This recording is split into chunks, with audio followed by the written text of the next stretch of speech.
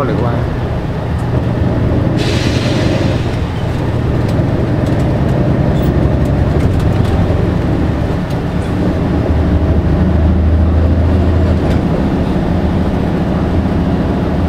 ตัวสมุนเบสมุนเรามาหลังชาที่ชิ้นยังอยากต่อเอาไปเทียบต่อเลยว่า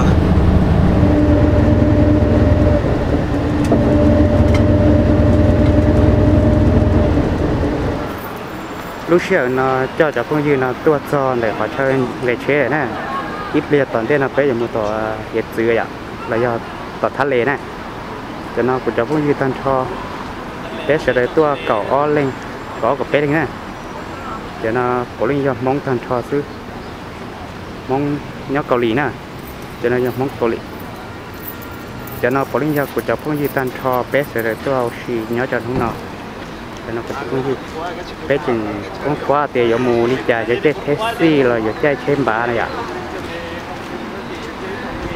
chừng là cũng qua để là xin nua tiền giờ chơi để chỉ dùng còn nó theo cái chơi nè cho chơi bây giờ chơi nè cho nó chơi taxi này ạ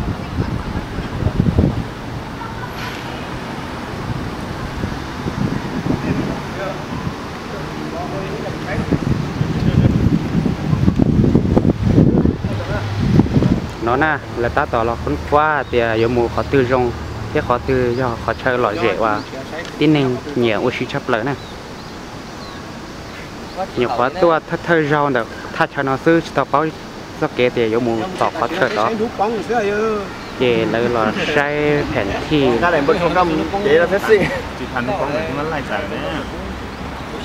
bây giờ phèn thi là mua được bé mùa tỏ khó chơi oxy nè còn nó chống rồi ra đây lại chờ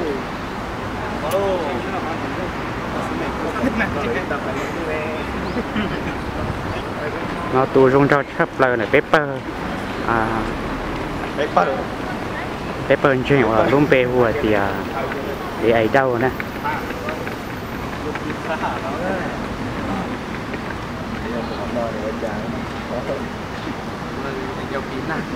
rồi không quá sơ tàu nó chỉ biết tiền một thằng bay thôi bay có đặt tiền đen đó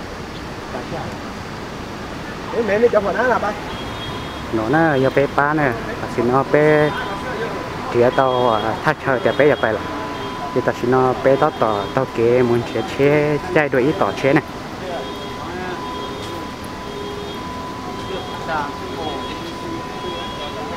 thì nó là lô pia và bé giờ mù nè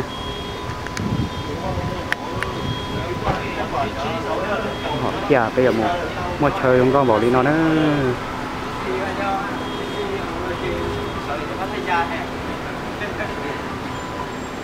cho nó được tập phong gì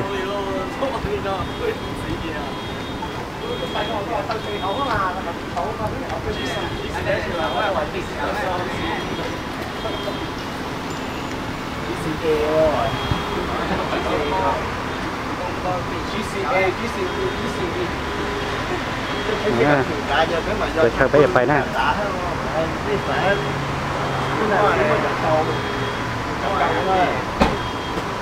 câu cho này câu vậy hả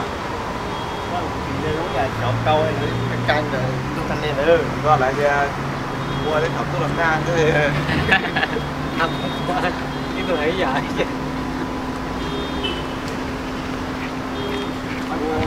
có hay cười này không giờ nào đi long cái chuyện đấy co hay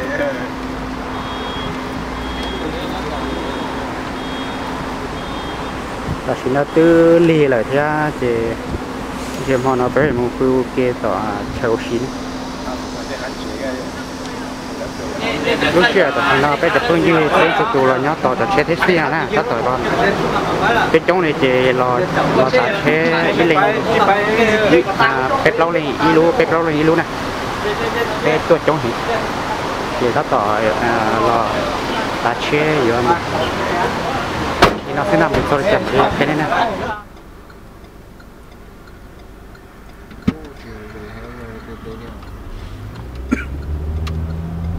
bé nhớ sốt chế xí bé tao tao không có chơi tao bé không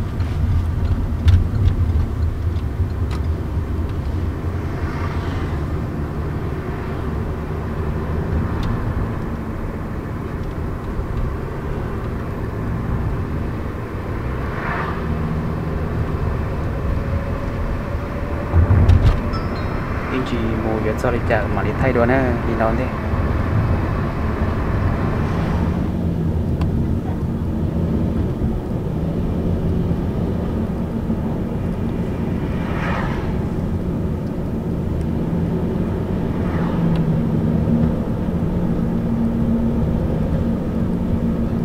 전방에 과속 방지턱입니다.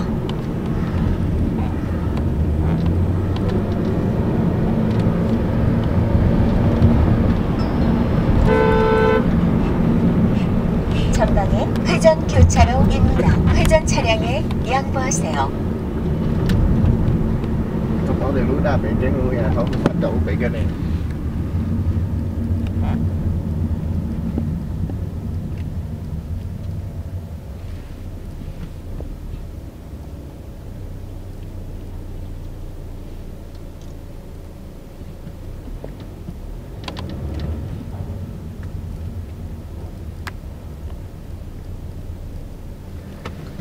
ta sẽ bị tuột rồi chết trong hình như để nó là vấn đề từ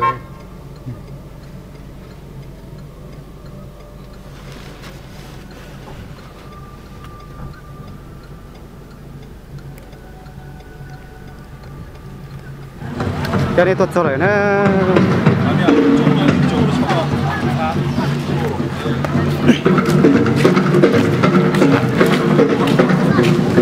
너한테 쳐봐 뛰어야 아니야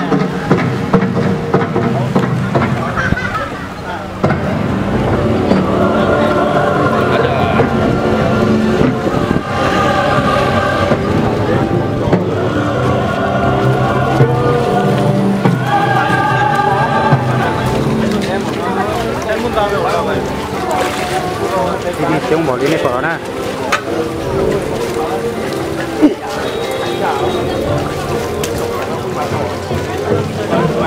trong câu theo cho không dính thắt lê cầu lì té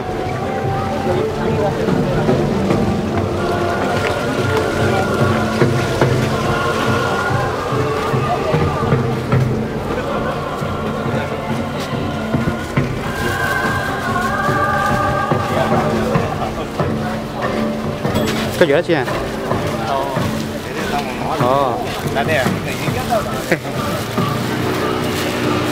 Đã khô lại cho cô để không lá rồi chứ? không lá khâu là ba khâu lên cho cô là giọt khổng nè khâu giữa những cái khâu to cho thắt lệ là giọt khô không cho khô tao chế tôi cho không đau cứ lại tôi giọt không lia là chỉ khâu kia nè phát sổ lò thắt nó bây giờ nó thay đi là lúc xưa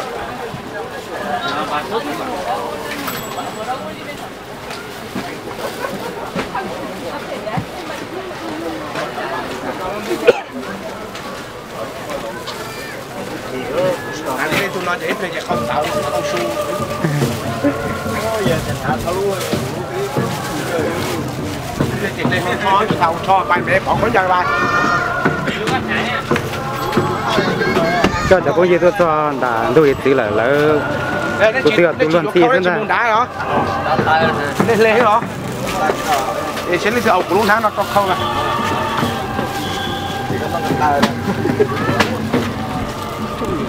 sẽ tránh họ chẳng đánh đối kia lớnนี่แหละก็ทะเลอ่ะ cơ thán lệ lấy lại tờ อีเด้งขัวอ่ะอย่าลีแล้วเด้งขัวอ่ะ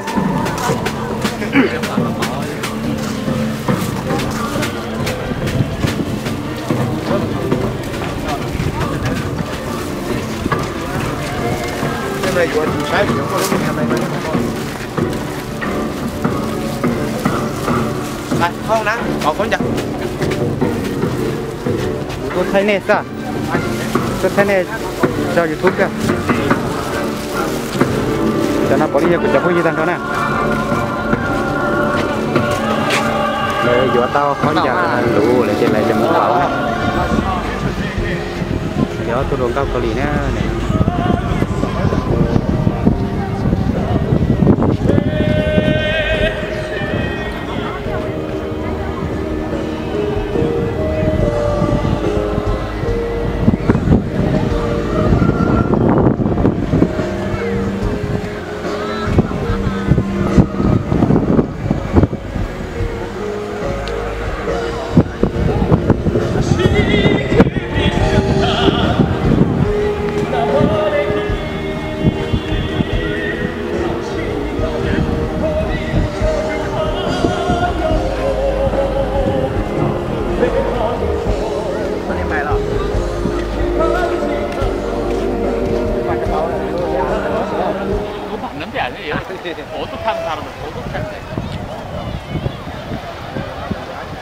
cho tới nó non này cho nó tới nè bây giờ nút so này nút Âu Mỹ nè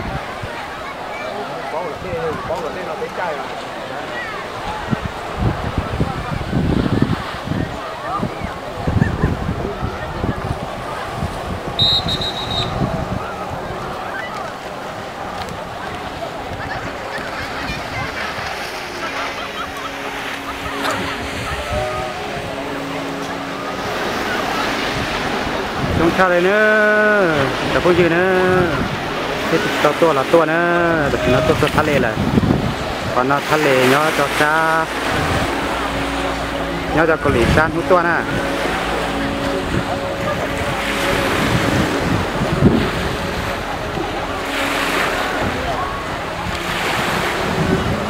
đây là con chia dùng câu hình tí này là trong hình nè sát toàn nó là trong hoặc sát toàn nó là khu trong nhà nè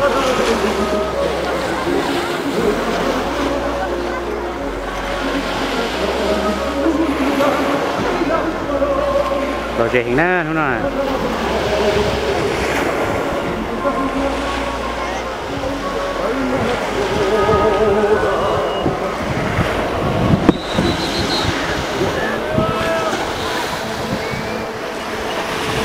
chọn lại cái chai nè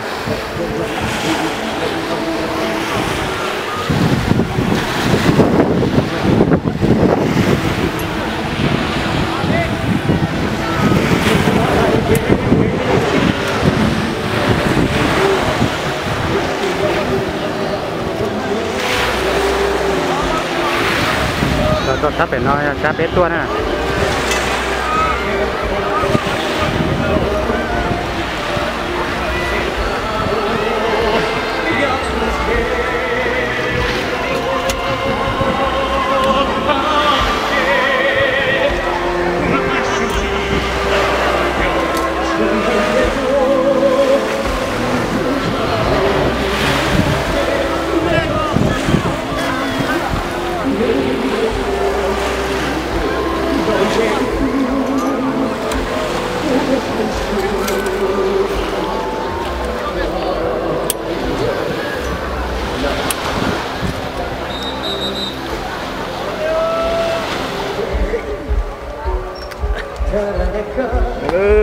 tụi này là tụi thân bất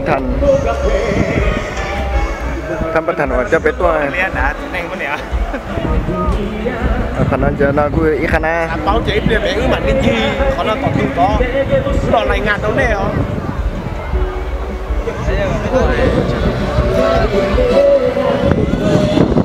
con lên cho sẽ lên kề đây nhá cá cho nó cá thì cá xỉa cá xỉa như ha lên cho tao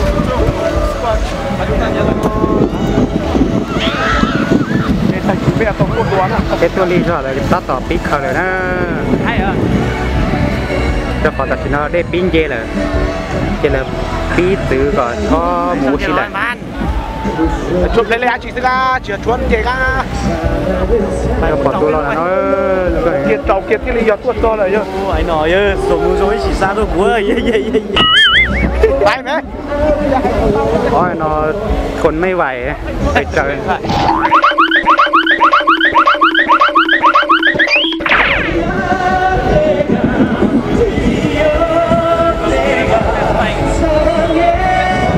พูดยิ่งบุญดาเด้ยังบุญกระทำเหมือนใช่นะ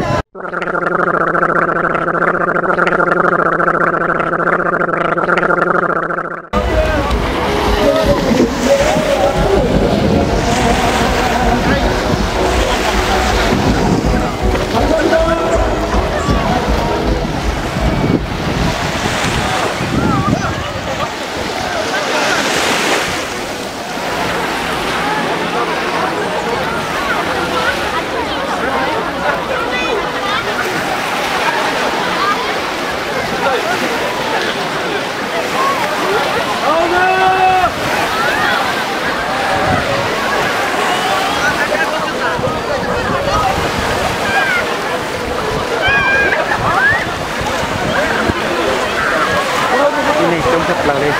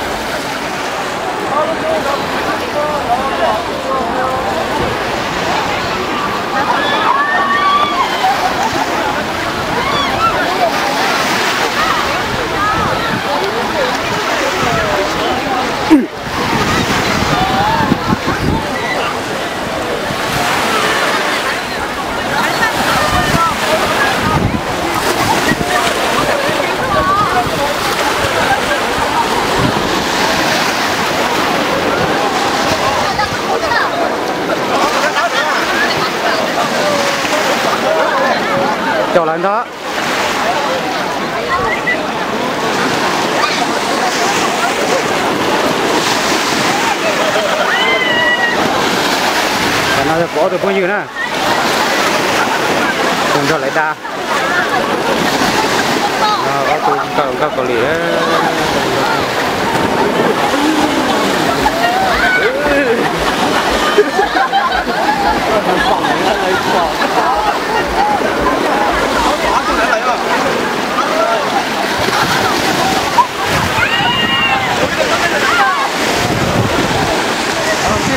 chẳng khá lên chưa ăn trẻ ó ăn chưa có tuổi tuổi nói là do cóประมาณนี้อ๋อตัวก็ไฮไลท์ต้องรู้ตัวแก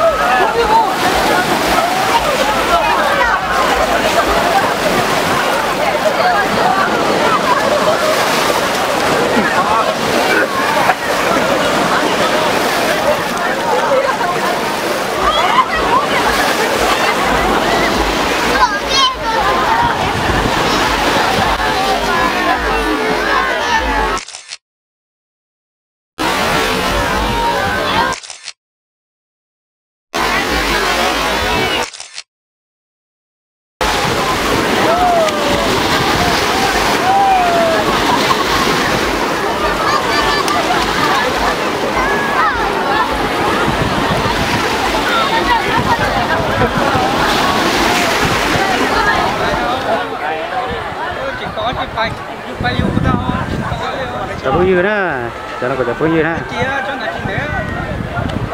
แต่สิ่งที่ตัวลีจอจะเราchỉ cả cho cái sau là cho con chờ nữa thì cái là con chờ thế nào xí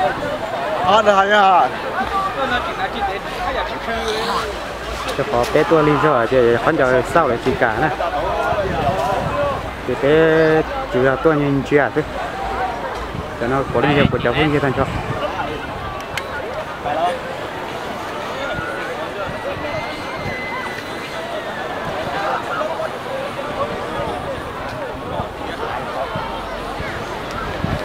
phải không ơi xin nói đi là lỡ khờ ha cho khó lỡ chỉ xả tia có đây là cho khó tia ta xin nói đây về tôi tia đây mua rau hình về lỡ mua lấy tờ phát chơi này nó về từ đây khờ khổng á bí khờ khổng là cho khó tia đây về để về đây mua rau là về lỡ chỉ có xí là nè về là ta tập bí khờ khổng nhiều một chuyện á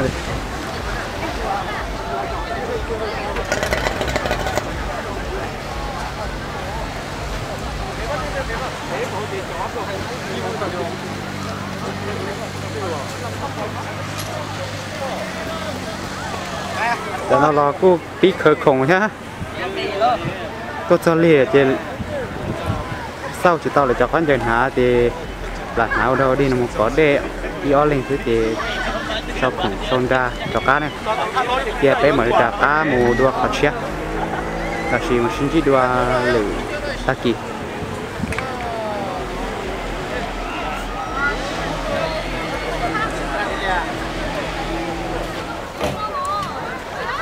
sau khổng lo nữa sẽ được sau khổng lo là để từ mà tan chế đó thì tàu cá đã để hiện tại để rồi giờ ít chế để được chưa này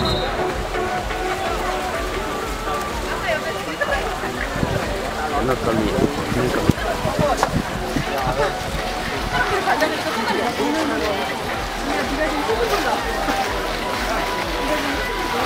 giao tiền tao gọi tiền tao có các cán chuyện 함께하는 페스티벌 무대마다 선물을 나눠드릴 예정이에요. 그렇기 때문에 다시 한번 여러분의 함성 소리를 들어보도록 하겠습니다. 여러분 진심으로 환영합니다. 누가 제 목소리가 큰지 여기 있는 가족 몇 명이서 오셨어요? 4명. 우리 아빠 잠깐 일어나 주시고요. 음악 잠시만요. 자, 아빠 어디서 오셨어요? 네? 서울에서 앉지 마시고 잠깐만요. 선물을 드릴 건데 그냥 드릴 수는 없고 이번 페스티벌 얼마큼 즐길 준비가 돼 있으신지 댄스로 한번 몸 풀고 시작하겠습니다. 음악 주세요. 렛츠고! 아하! 아싸! 아하! 우리 아빠!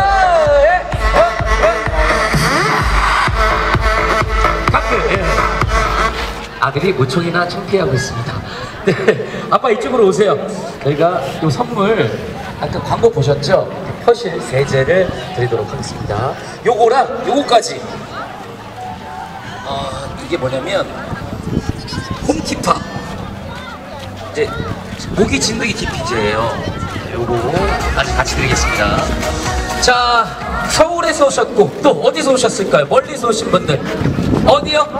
안산 안양 오셨고 또 부산 오셨고 해운대 안 가고 이곳 경포를 찾아주셨습니다. 자, 그리고 부산보다 멀다 미국이요. 미국 어디요? 뉴저지 하는 거 보니까 발음이 아닌데 뉴저지라고 해요. 이거 진짜 오신 거 아니에요? 뉴저지 몇 년 살고 계세요? 4년? 이쪽으로 나오세요. 뉴저지 우리 어머님들 진짜 오신 거 맞나 모르겠네. 이쪽으로 나오세요. 지금 오신 4분 다 이쪽으로 오세요. 이제 양쪽에 있으신 분들은 선물을 받아가실 확률이 적기 때문에 오늘 함께하는 이 페스티벌 무대 앞쪽 가운데에서 함께해 주시기 바랍니다. 다 이쪽으로 들어오세요. 다 들어오세요. 어차피 이따가는 통행 때문에 서 있기가 좀 불편하실 거예요. 이쪽으로 가운데로 오셔서 함께해 주시기 바랍니다. 뉴저지 어머니 어디 가셨어요? 뉴저지? Hello? Nice to meet you. Yeah? Introduce yourself. 뻥이죠, 엄마. 진짜예요? 자기소개 영어로 기본은 할 줄 알아야지. 네? 한인타운 사세요? 네, 알겠어요. 어머니, 이쪽으로 여가 드릴게요. 뉴저지에도 퍼실이 있나요? 저 미국에서도 유명합니다. 예. 감사합니다. 우리 뉴저지 댄스 한번 보고 넘어가도록 하겠습니다. 음악 주세요! 뉴저지 댄스!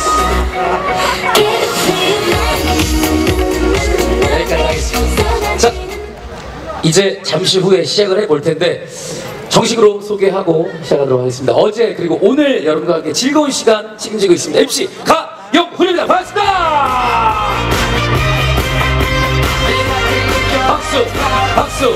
누가 제일 박수를 크게 쳐주는지 선물과 함께 하나 둘 누가 포신을 받아갈 것인가? 박수.